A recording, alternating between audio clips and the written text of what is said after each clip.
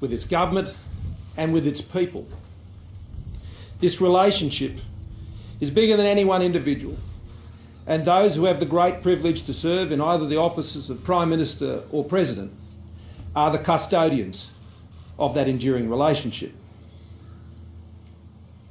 The United States is one of the world's greatest democracies, alongside Australia and many others. And democracy is proven not just in the times of still waters, but when those waters can get a bit choppy. And of course, we've seen that in recent times in the United States. But democracy is the process that they have always stood by to resolve such differences and to ensure that they can elect their leader and their leader can engage with the rest of the world, particularly with those countries with whom they share such deep and abiding interests as we do with the United States. Of course, there are processes that will still continue in the United States, and the institutions that sit around those are important to their democracy, and that's important, and they will continue. But I join with other nations' leaders around the world in congratulating President-elect Joe Biden and Dr. Jill Biden, together with Vice President-elect Kamala Harris and her partner Douglas Emhoff, for their election at this recent US election. This is a profound time, not just for the United States, but for our partnership and the world more broadly. And I look forward to forging a great partnership in the spirit of the relationships that have always existed between Prime Ministers of Australia and Presidents of the United States.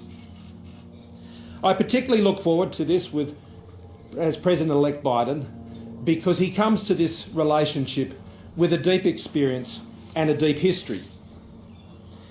A history that has seen him come to Australia before, one that has involved many, many years of experience within the US system, and one that deeply understands this part of the world. When he was in Australia, on board the HMAS Adelaide, he said this: "Thank you for having America's back, and we will always have your back." During the same visit to Australia, he said America and Australia continue to look to one another for mutual support, and he described our alliance with the United States as the core of the US's vision for the Indo-Pacific. That was true then, and that is true now. President-elect Biden also has a deep understanding, I think, of the national security issues that confront not only the United States, but those more broadly across the world, and a deep personal understanding of them, obviously, with his late son Beau having served in Iraq. But you may not know that President-elect Biden had two uncles who served in New Guinea during the Second World War, one of who was killed in New Guinea and another who was seriously injured. So the relationship goes deep and it's personal, and I think that is something that will bring a lot to an understanding of the people-to-people relationship and the depth and history of the relationship between our two countries. I hope that he and Dr. Biden will join us here in Australia for the 70th anniversary of ANZUS. ANZUS has been the bedrock of our security foundations here in Australia since that alliance was first established. And I look forward to inviting the President-elect to join us next year in their formal capacities at that time, and for us to be able to celebrate 70 years of peace and stability and security that has been established by this incredible relationship. And so we look to begin a new chapter in this important relationship. We wish the American people all the very best. We are like-minded. We share values. We share an outlook, a peaceful outlook on the world and on life. A life where families can live together in peace and stability and pursue their own dreams and plan for their own futures with confidence. These are the values that we hold dear as two countries. But as one chapter opens, of course another chapter closes. And I want to thank President Trump and Vice President Pence, Secretary Pompeo, Secretary Mnuchin and the Secretary Esper and the many other members of his cabinet, with whom we have had a very, very good working relationship over the years of the Trump administration, and of course that will continue through the transition period. President Trump equally showed a great commitment to this part of the world and the relationship between Australia and the United States. This was also true of Vice President Pence, who I remember meeting for the first time in Papua New Guinea and spending some important time with him there as we discussed the challenges, particularly in the Southwest Pacific, and how we could work together, and as we have been. Secretary Pompeo has also been a great voice for peace around the world, and I thank him for his special relationship with Australia. And Secretary Mnuchin, who I had the opportunity to work with both as Treasurer and as Prime Minister. This relationship is bigger than all of us. And in the time we serve in the roles that we have the privilege to serve in, we share a custodian for that relationship. And I have every confidence, because this confidence is based on more than 100 years of successful partnership, that this partnership will only go from strength to strength under the new shared stewardship that President-elect Biden and I will share going into the future. Thank you very much.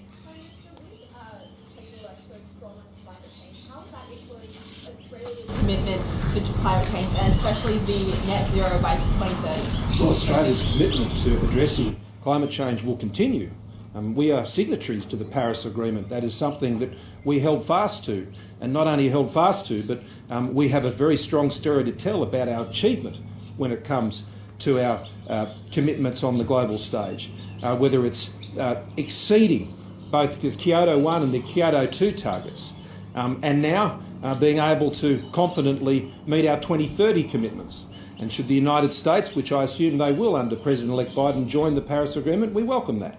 Australia never left. Australia was always there, meeting and keeping our commitments. I also particularly welcome the comments that were made during the campaign by Vice President Biden at the time, when he showed a lot of similarity to Australia's views on how technology can be used to address the lower emissions challenge. If we want to see global emissions fall, then it's not enough for us to meet our commitments. We need to have the transformational technologies that are scalable and affordable for the developing world as well, because that's where all the emissions increases are coming from in the decade ahead and the next 20 years.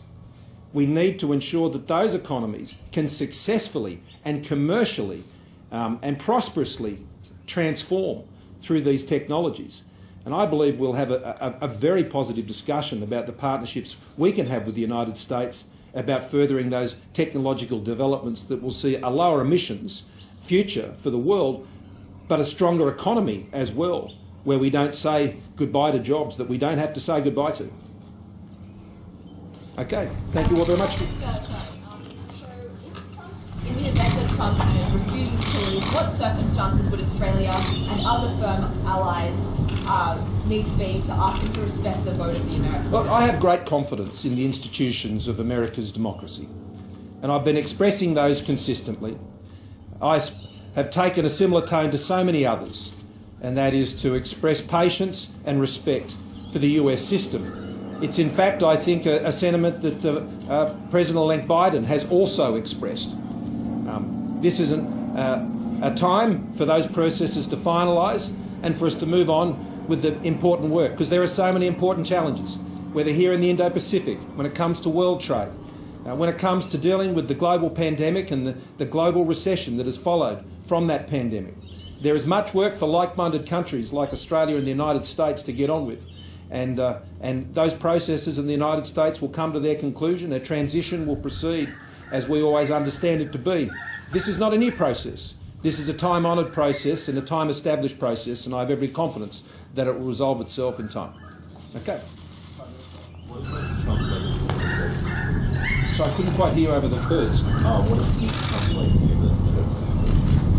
There has been a tremendous commitment by the Trump administration here in the Indo-Pacific. We have seen, importantly, the Quad come back together again. Together, and the Malabar exercise that has been underway recently, I think, is a very good example of that. The bringing together of like-minded nations in the Indo-Pacific to work to one simple goal, and that is to see the prosperity of all countries and peace within the Indo-Pacific region. Whether that's here, whether that's in Indonesia, whether that's in Vietnam, in China, throughout Japan, South Korea, there has been an integration and I think an effort to try and bring people together in that regard, and we will continue that work because it's very important for Australia's interests. We want to see all of these countries succeed. When they do succeed, we can live together peacefully and prosperously. It's likely that President-elect will rejoin the Trans-Pacific Partnership, perhaps in a more protectionist way than in 2016. What changes would you allow to the TPP if it were to enable the US to rejoin it? Well, look, we're one of many partners in the TPP. We're obviously champions of the TPP, and particularly in its resurrection after the Trump administration's election 4 years ago. And we're very pleased that we're able to keep the door open for the United States and many others to join as well. Now, the terms of how that would occur is one that would have to be done collectively with the other partners to that relationship.